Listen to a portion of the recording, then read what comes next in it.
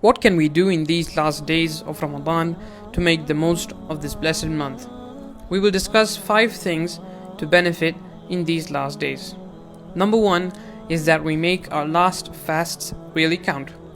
If you've caught yourself succumbing in bad habits while fasting, make an extra special effort in these last days of the month to become conscious of these behaviors and stop them before they start.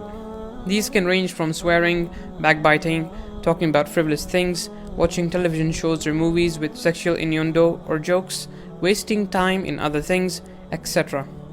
Number 2 is the remembrance of Allah subhanahu wa ta'ala and doing dhikr.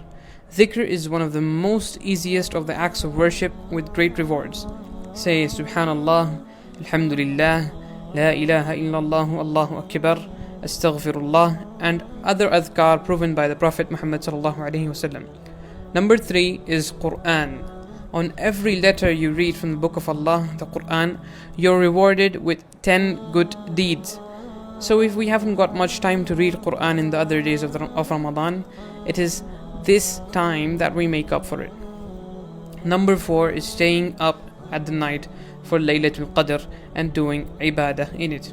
It is such a blessed night that every deed you do in that night is as if you have done it for more than 1,000 months. Allahu Akbar. Number 5 is Taraweeh. Try praying complete Taraweeh until the Imam finishes. Prophet Muhammad sallallahu alaihi wasallam said that whoever stands with the Imam, that is in Taraweeh prayer, until he finishes, it is equivalent to spending the whole night in prayer. And this is recorded in the book of At-Tirmidhi.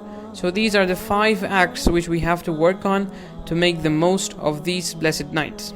May Allah subhanahu wa ta'ala forgive all our sins and accept our du'as and ibadah in this month. Ameen Ya Rabbul Alameen.